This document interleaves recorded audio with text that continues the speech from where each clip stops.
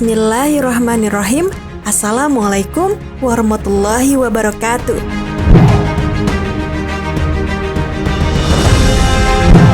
Sahabat Muslim, Allah Subhanahu wa Ta'ala telah menceritakan kisah Nabi Musa alaihissalam di dalam Al-Quran.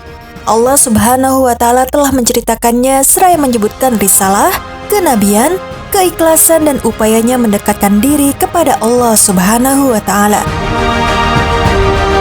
Lantas, bagaimanakah kisah Nabi Musa kecil? Lalu beliau alaihissalam harus dihanyutkan ke sungai oleh sang ibunda sampai akhirnya beliau alaihissalam berada di rumah Fir'aun. Simak terus video ini, namun sebelum lanjut ke videonya silahkan tekan tombol subscribe dan tombol lonceng di bawah ini sebagai bentuk dukungan kalian agar channel ini tetap terus menyebarkan informasi seputar Islam. Dan terima kasih untuk yang sudah subscribe.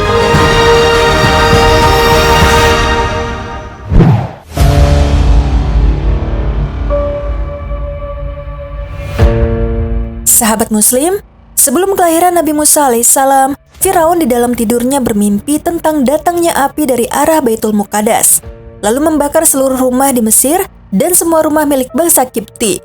Tetapi api tersebut tidak membahayakan Bani Israel. Para dukun lalu menafsirkan mimpi itu. Mereka mengatakan akan ada seorang anak yang dilahirkan di kalangan Bani Israel. Anak itu akan menjadi penyebab hancurnya bangsa Mesir.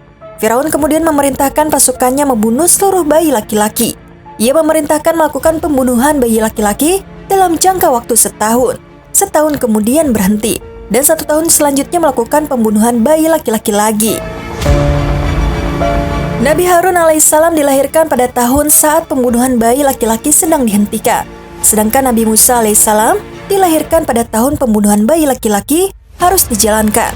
Hal itu menjadikan Ibu Musa alaihissalam takut sehingga dia berhati-hati ketika hendak melahirkan anaknya dari sejak awal kehamilan. Setelah melahirkan, dia mendapatkan ilham untuk mengambil peti guna menaruh anaknya.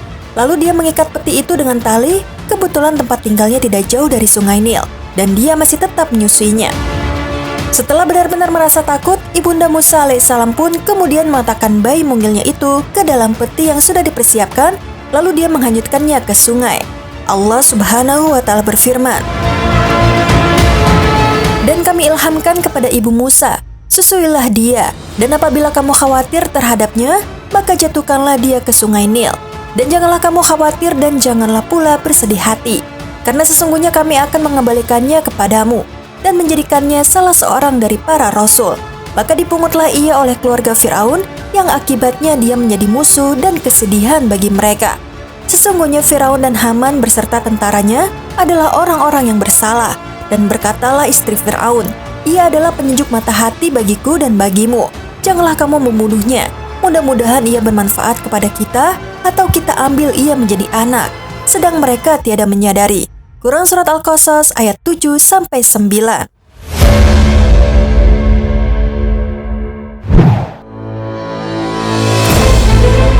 Ketika istri Fir'aun melihat bayi Nabi Musa, ia sangat mencintainya.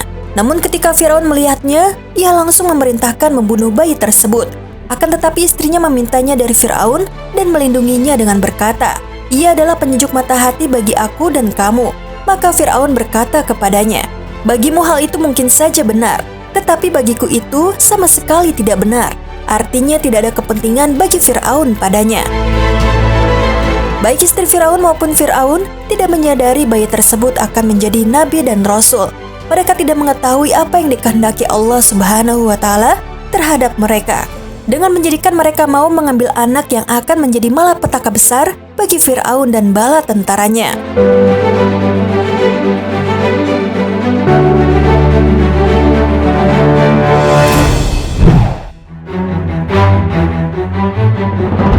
Sahabat Muslim, demikianlah kisah kelahiran Nabi Musa alaihissalam hingga beliau alaihissalam berada di rumah sang penguasa kejam saat itu, Fir'aun. Sekian video kali ini. Wassalamualaikum warahmatullahi wabarakatuh.